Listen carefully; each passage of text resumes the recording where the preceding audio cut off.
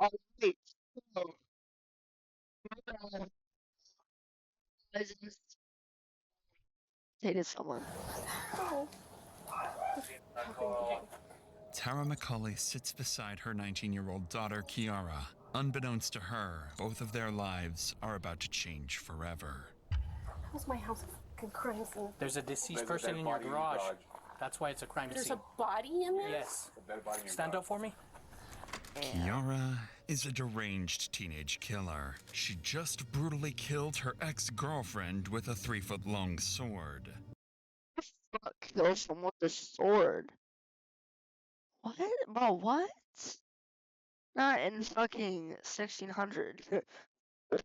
The body lies in her mother's home just feet away.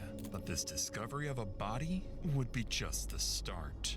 The investigation that followed would reveal a vile teenage couple. Ew, you see her eyes? Yo, that means she killed someone.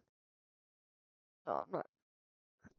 Whose actions left officers, family members, and detectives in utter shock as their horrifying crimes slowly began coming to light. You see like slashed on her knee. She's missing a ear. And then there's a big ass sword, and then there's blood stains all over the bed. I walked into the garage. She goes, "Oh, I just did it."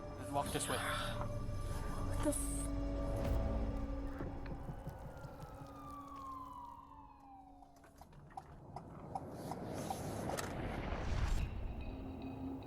The day begins when 911 dispatch receives a call from a distressed mother. She claims that her son, 22-year-old Isaac, has just witnessed his girlfriend, Kiara, decapitate a woman inside her own home. The call is unclear, and officers don't know whether the suspect is still on the scene or if they're planning to take more innocent lives. Within minutes, 5 officers arrive at the scene, prepared for the worst.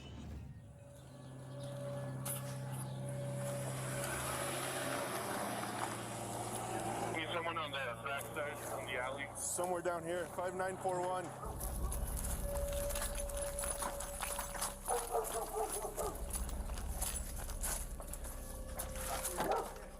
Huh?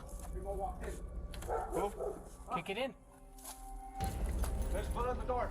Kick the door. I got you. Police department, let me see your hand. Back up. Back up. What's going on? Who called?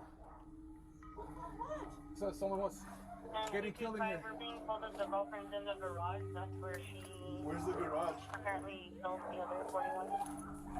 Officers get intel that the body is inside the home's garage, directly behind them. One team will clear the primary house, while the other prepares to make entry into the garage. Without any detailed information, the officers have to proceed with extreme caution. Police department. Think it goes around, maybe? Think it goes around. How do people live like this? While the officers in the house find nothing of interest, the same can't be said for the team entering the garage. Who's in this garage? My fucking door! Someone just called that someone just got. Step over here. Step over here. Someone just got stabbed inside that garage. That here? No!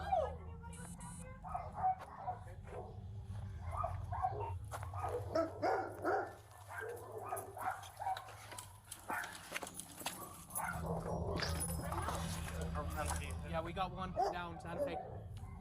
What? Go back inside. Go back inside. I'm not gonna tell you again. Go back inside. Detain him, detain him. What are you talking about? Santa Fe police, anyone inside? Watch that. Yeah, I can't. Got one down. I can't. Clear. He's right here by the door. In there? Open that back door. The garage. Can you open the garage from that side? No, it's broken.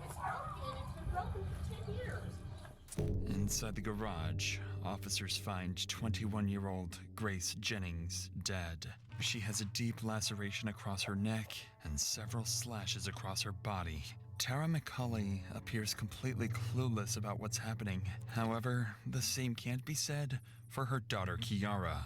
While officers continue searching the garage, body cam footage captures 19-year-old Kiara frantically explaining to her mother what happened. We have Isaac on the phone. Want to know if you guys need him? I guess he's the boyfriend. I invited her last night without him telling me. Where's he I at? got really pissed off, of course. But why would she be here if he invited her last night? Let me check. So I was angry. She stayed the night? Yeah. In my house? Yeah, and I'm pissed about it. Grace is not allowed here. She knows that. Who's Isaac's girlfriend? She is. You're Isaac's girlfriend? Yes. Okay. What are you to Isaac? Well, I'm kind of mother-in-law to be. Kind of, sort of. This is your daughter? Yes, this is my daughter. Step out with me real quick. What's your name? Kiara?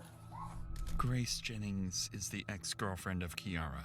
After a violent breakup years prior, she was banned from the property permanently. According to Kiara, her current boyfriend, 22-year-old Isaac, had invited Grace to sleep over the previous night, all without Kiara's permission. She claims this pissed her off, revealing a small glimpse as to what happened on this twisted Thursday morning. This is his girlfriend. Oh, can I get some? Yo, what do y'all think that, like, he invited her? Like, why would he invite her without her permission? Think about that. Just keep that in mind. She was on or something? Not right now. We need 10 at this point, okay? Did you guys have a fight or something? Can she sit down so I can put her shoes on her feet? Well, is there a female that lives in there? Her and Isaac. Sorry. Oh. And Isaac went for a walk? Yeah. So he was going for a walk in the shower. But they were going to go on a walk. Isaac, in fact, did not go for a walk. Instead, he frantically ran to a friend's workplace after finding Grace's decapitated body, with Kiara reportedly giggling beside it. Clearly, something is very wrong. Worst of all, Yo, there's a lot of crazy people, bro. He's one of them. Look at her ugly ass. Ew. Yo.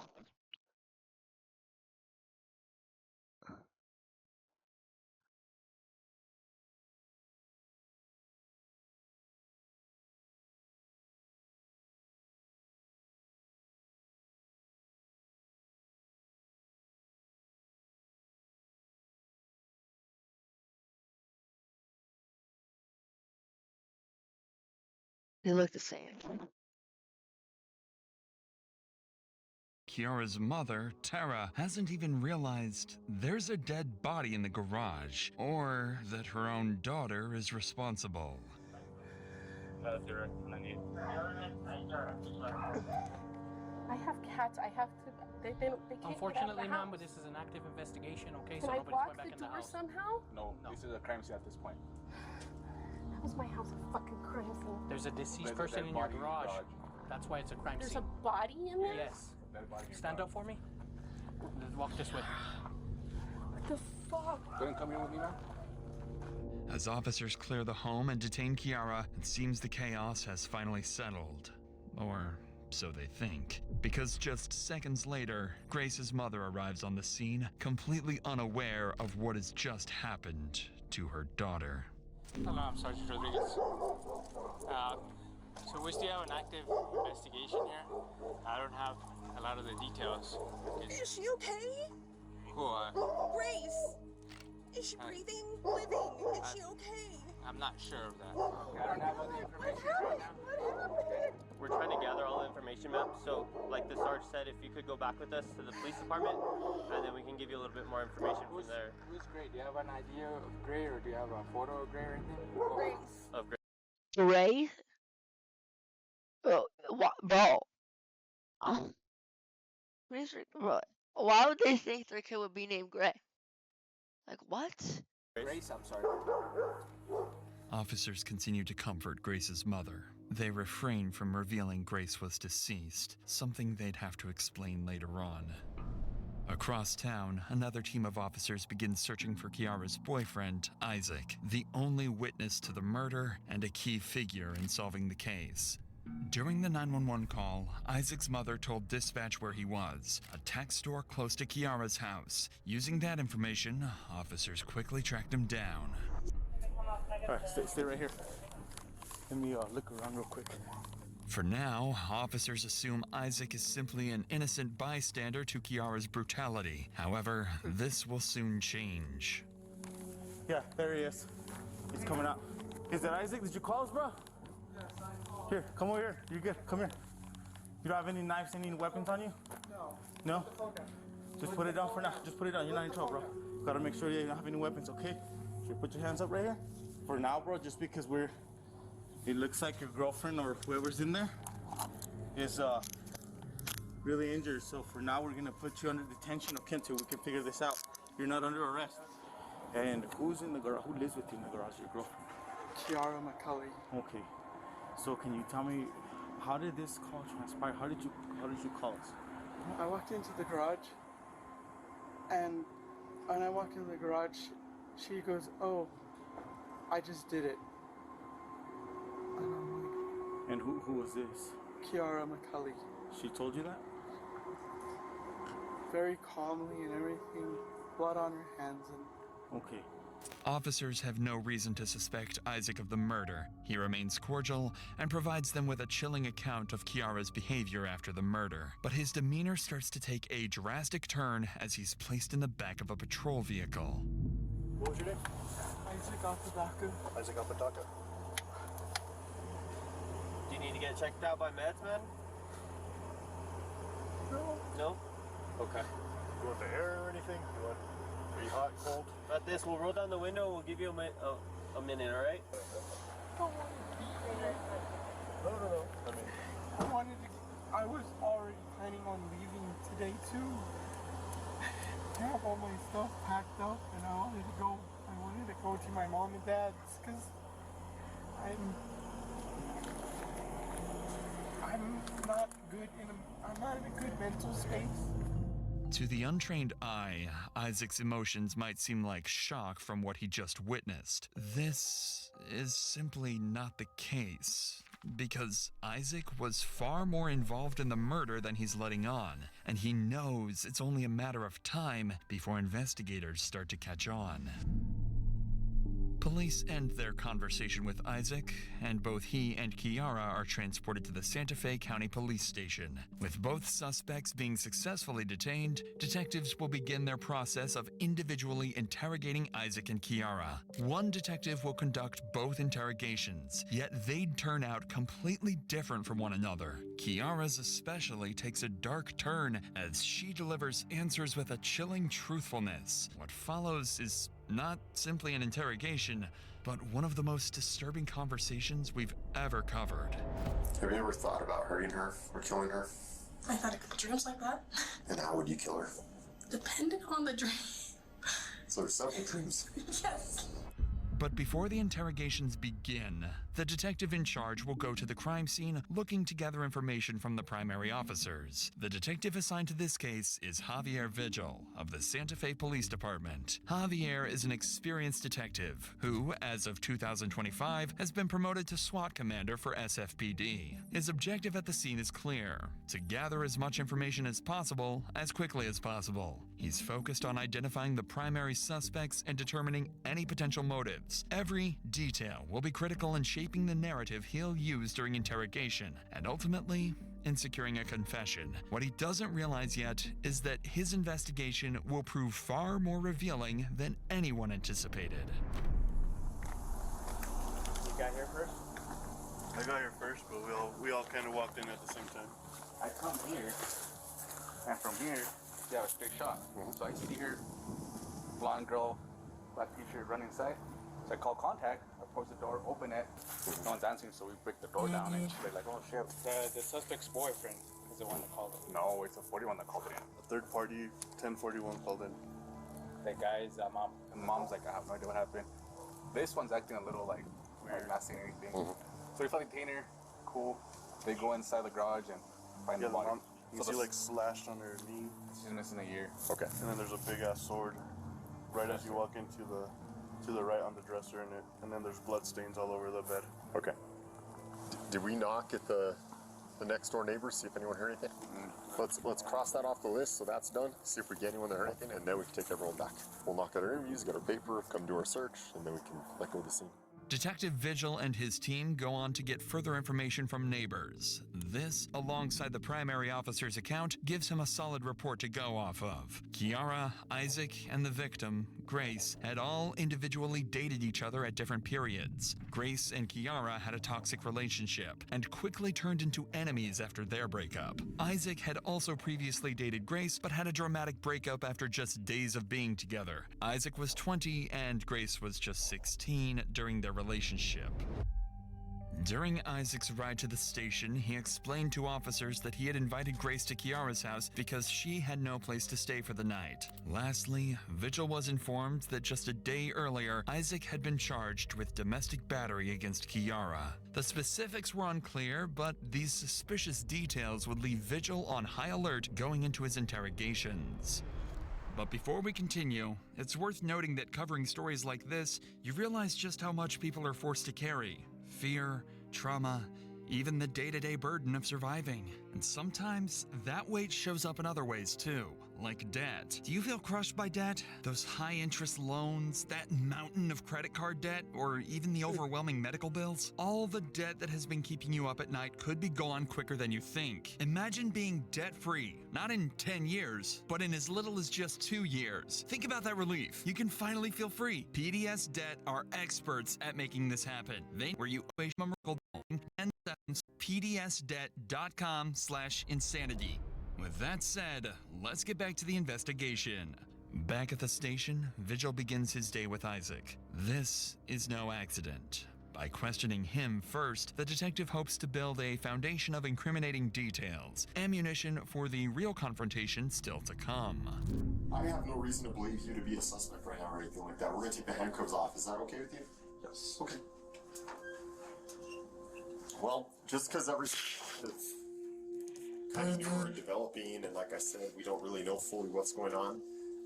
I do want to advise you of your constitutional rights before we talk at all. So. Detective Vigil wastes no time in assuring Isaac he's not a suspect. But that statement is a calculated lie. As we know, Isaac had been charged with domestic battery against Kiara, a violent pattern that Vigil was already aware of. Combined with earlier details, they had every reason to view him as a suspect. Still, their strategy was clear. Avoid confrontation, keep Isaac at ease, and let him talk. So the only thing I ask is for truthfulness. I'm going to be upfront with you. I'm going to be truthful with you. I just ask that you do the same to me in return, okay? Just tell me the truth and tell me everything that happened, all right? Okay. Because it's Lonnie McCauley's house, does she live there or does she live somewhere else? She lives there. Okay. In the main house. And when you say the main house, what do you mean by that? The main house, there's a garage in the backyard that's separated from the main house. It would be... If I gave you a paper and a pen and draw it out for me, kind of show me where Jaguar Drive is, show me where the house is. The house sits in a quiet neighborhood on Jaguar Drive. Kiara and Isaac live in a makeshift room in the home's outdoor garage, while Kiara's mother stays in the main house. After mapping out the layout and where everything happened, the conversation shifts to the murder itself. This is when Isaac describes the chilling moment he found Grace's lifeless body in the garage. How long have you been living in the garage? A year and a half. Okay, let's bring ourselves to today. And I want you to kind of tell me, in your own memory, what happened from that time all the way to getting here to this interview. So from the time it began would be yesterday. We were all hanging out. Nighttime came around. We started falling asleep. Kali did not fall asleep. I was talking to Grace, who was in the garage as well. I said, we have to go. She's telling us we need to leave. And I left the main house to go use the restroom for the last time. And then I walked her back into the garage. She walks up to me and goes, I did it. with a smile on her face, and I looked at the ground and I was like, so I called my mom immediately to let her know that something happened. My mom proceeded to call 911. Really scared because I've witnessed, sorry, It's okay. I've witnessed my friend getting shot. So, Separately from this. But I thought it was a sword. Wait, he said getting shot, but it was a sword. That makes no sense, yo. yes, it was a while back, and I was sitting in the back seat. Wait, hold on. That does not make any sense.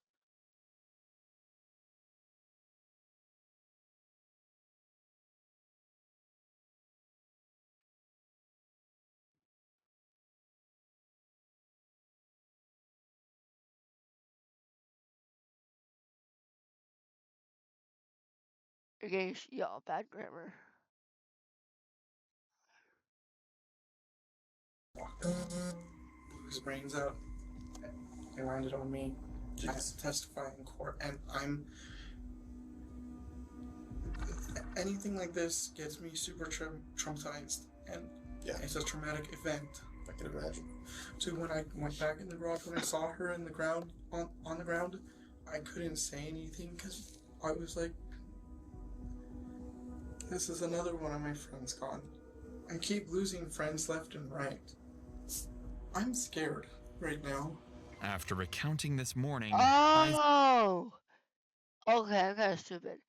His other friend got shot like back before then. Alright. Isaac would go on to explain why Grace was sleeping at that house. He does not include the fact that the two females were in an ongoing feud, instead pretending they were all cordial friends. Kiara would provide a polar opposite recount in her interrogation. But before Detective Vigil gets to her, he has one final question for Isaac. How did you know that Kiara didn't want you guys there anymore? She woke up. Well, she woke up from what she says she slept, but she was awake the whole time. And she turned over, told me, you guys need to get out. I don't want you guys here. It was really freaking me out, so I was trying to get out. I was in and out of the room, trying to contact my mom to pick me up to get me out of there. What time did you guys wake up at? What time did you wake up at? I woke up at about 7:50. At what time did Kiara tell you guys had to leave? She told us we had to leave at about 8:30. Okay. And between 8:30 and to the time your mom called 911, kind of what happened in there? But when I packed my stuff, I went inside the house, which was a stupid mistake for me to go in the house, use the bathroom, and then come back and see what I saw. After you peed, you went immediately back to the garage? Yes. So around what time would you say that was at? 11:47. No, I think we got the call a little after 1:30. Yes. Kind of an hour and a half gap there. Was there a long period of time that you and Kiara were trying to figure out what was going to happen? There was a long period of time. It was when I was standing on the side of the garage. Tell me about that. I was hyperventilating, and I made the call to my mom. My mom made the call. I know I should have been the one to call. I feel like I'm going to pass out. Just take some deep breaths. I need a little break, if that's okay with you. I'll use the restroom real quick. Sound good? Sounds good. Watch him try to break out. Watch him try to break out.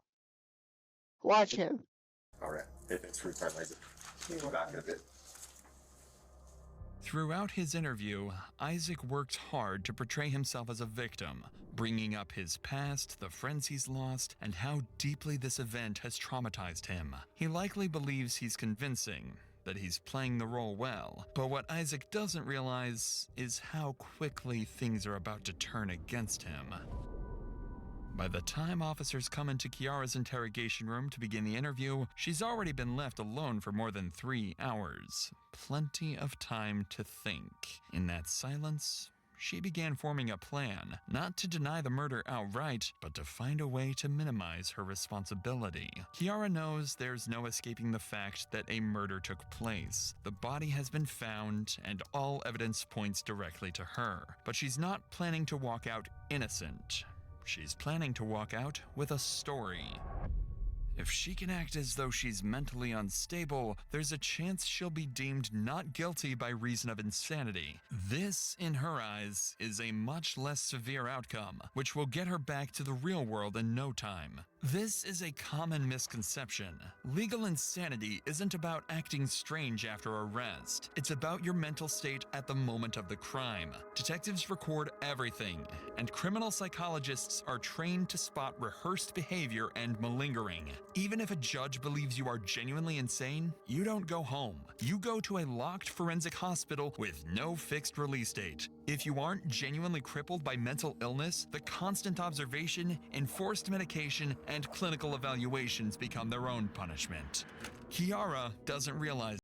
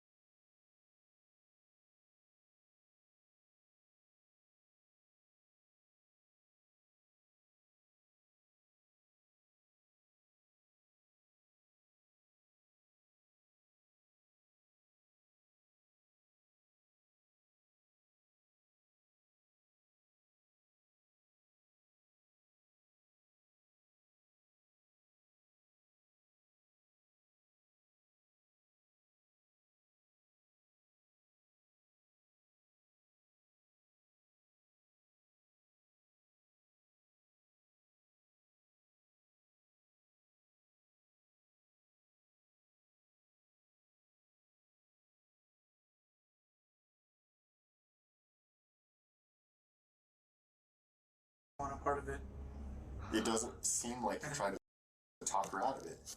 I was only sending a message back in agreement as I turned my back towards.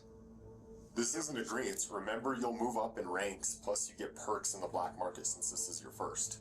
This sounds like you're encouraging her. Right. The messages are here, dude. I know. I know. Did you help Kiara do this? No. No. But you knew it was going to happen. I knew it was going to happen. You knew it was going to happen. Kiara planned it out. Kiara planned it out. When? How long had this been a plan for? She had planned it out since 2020. Kiara planned to kill Grace since 2020. And then last night, Grace messages you looking for a place to stay. And that's the opportunity for this? I didn't see it as an opportunity. I saw it as an opportunity more like, let's squash everything. Then why are you saying you'll make it up the ranks plus your perks in the black market since this is your first? Because you're talking about killing her here, right? What else could this mean? I was trying to talk about something else because I'm trying to get my mind off. Isaac, really? You're trying to talk about something else there? Yes. And I'm not. How do I aim? How do I aim right? Just aim. Well, tell me what you're talking about there. That's Call of Duty. That's Call of Duty. Tell me when. Okay, I'll give a count. 6, 5, I can't yet, dude. 4, I'm shaking, dude. I know, I lose the nervous. Help me drive it through. Help me drive it through. She was asking me to do. To stab her. Yes. Help me drive the dagger through. Grace. Anger me. I'm going to pretend to sleep so it looks non-conspicuous. Tell me about all that. Those are not my messages, because... Help me, just do it. Be ready to grab her or a trash bag. She is your list. Don't tell me this isn't you messaging. I know this is you messaging. Be transparent and tell me what's going on here. She had talked to me and said, so what now? And I was like, this is going to be your first way out if you just leave this alone. You're edging her to do this. Come on, Isaac. Isaac. Look at all these messages, man. You're going to sit here and tell me, you're going to look me in the eye and you're going to tell me that you were trying to talk her out of this? I can see right here you're telling her to do it. I wish you would just stop with all the, what I feel like is you trying to figure out lies. If he's telling her to do it, that's second-degree murder if he didn't kill her. Every message we go through, and things will be a lot better for you moving on if you just come out and you cooperate and you tell us everything that happened. Tell us the truth. Tell us everything. It'll be better for you. Would I be able to talk to you privately? Yes, you want her to leave? Yes. Alright, take it. Isaac would request to have a private conversation with Detective Vigil, which he would oblige to. Based on police reports, Isaac would go on to admit to sending all the text messages and confess he wanted Grace dead all along, although remaining stern that he was not directly involved in the actual killing. Later that week, detectives would go on to interview both Kiara's mother as well as Isaac's. This killing came as a complete shock to everyone, who were completely unaware of the dark path their children had been going down. It sheds light on the importance of closely monitoring your children, as you never know what's going on in their lives, at least not fully. Both Kiara and Isaac were charged with first-degree murder. At first, it seemed as though Kiara's plan had worked, as a judge found her incompetent to stand trial and sent her to the New Mexico Behavioral Health Institute. However, a month later, she was deemed competent by professionals and returned back to the Santa Fe County Jail. In February 2025, Kiara pleaded guilty to second-degree murder and agreed to testify against Isaac. Prosecutors say the crime's brutality could still bring up to 30 years. Isaac initially took a plea, then in November 2024 fired his lawyers, voided the deal, and pled not guilty. Now, with a new legal team that needs to get up to speed, the start date for Isaac's trial has been pushed back once more. If found guilty, he'll likely be facing similar penalties as Kiara. They'll likely be behind bars until 2055. Damn. 255? But that was a crazy twist though. Like actually though. That was a crazy twist. Which is actually pretty crazy. Alright. I'll see you next time, guys.